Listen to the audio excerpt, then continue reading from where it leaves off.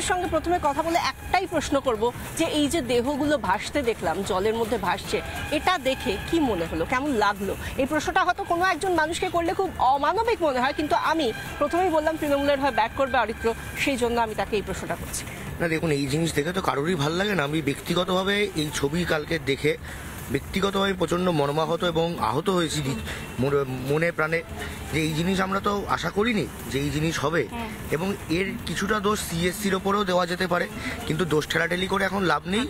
কিন্তু যেহেতু হয়ে গেছে একটা ঘটনা, সেই ঘটনাটাকে এখন যাতে আগামী দিনে যাতে না হয় সেই জিনিসটা আমাদের দেখতে হবে। আচ্ছা, এই যে দোষ ঠেলাঠেলি করে লাভ নেই, আমি একটু অরিজিতের কাছে আসি। অরিজিৎ বলছে দোষ ঠেলাঠেলি করে লাভ নেই। আমি আরো অনেকগুলো প্রশ্ন করব অরিত্রর কাছে। তো প্রথমে আসি, এই যে এই ছবিগুলো আমরা যে দেখছি, এই ছবিগুলো পোকামাকড়কে আমরা দেখে থাকি, আমরা পোকামাকড়কে ভাসতে দেখি জলে, কিন্তু মানুষ কিভাবে ভাসতে দেখা যায়? এভাবে কি আমরা মেট্রো সিটি কলকাতাকে চিনেছি? না, খুব উল্লেখযোগ্য বিষয়, যখনই কোনো ক্রেডিট নেওয়ার জায়গা হয় তখনই রাজ্য সরকার মুখ্যমন্ত্রীর ছবি বড় বড় করে লাগান, বলেন আমি প্রার্থী, আবার বলেন আমার জন্য উন্নয়ন হয়েছে। কিন্তু যখনই দুর্নীতি হয় তখন বলবে সিএসসি জানে, যখনই মৃত্যু ঘটে তখন বলবে ইলেকট্রিক সাপ্লাই বুঝবে। আমার কথা হচ্ছে সঞ্জীব গোয়েঙ্কা কি করবে না করবে, মুখ্যমন্ত্রী তার সাথে কথা বলেছেন, কি করেছেন সেটা ব্যক্তিগত ব্যাপার।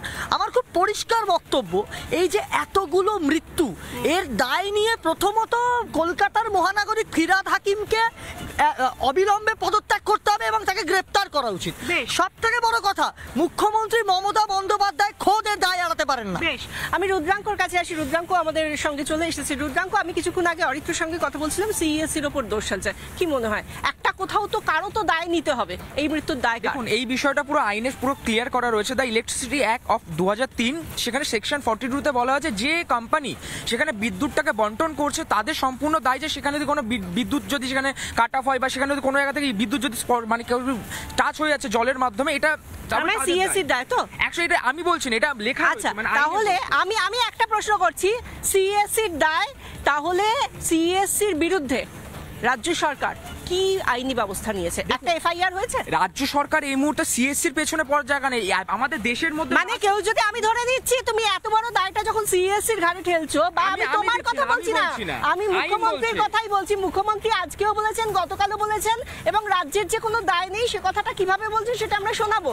কিন্তু তার আগে আমি বলছি, রাজ্যের হাতে প্রশাসন রয়েছে, পুলিশের তরফ থেকে একটা এফআইআর হয়েছে, নটা মৃত্যু, এটার পেছনে যদি সিএসসির দায় থাকে, এত বড় বড় পাবলিক অ্যাপিয়ারেন্সে গিয়ে যখন কথা বলা হচ্ছে, কোন পদক্ষেপ, আইনি পদক্ষেপ করেছে? দেখুন, আমাদের যদি রাজ্যের কথা বলে যে এখন কি পদক্ষেপ নিচ্ছে, তাহলে আপনাকে বলতে চাই যে 1986 সালের পর থেকে এই প্রথমবার এত বৃষ্টি হয়েছে। 5 বুঝতে পেরেছি, ইতিহাস ঘাটার চেষ্টা করা হচ্ছে।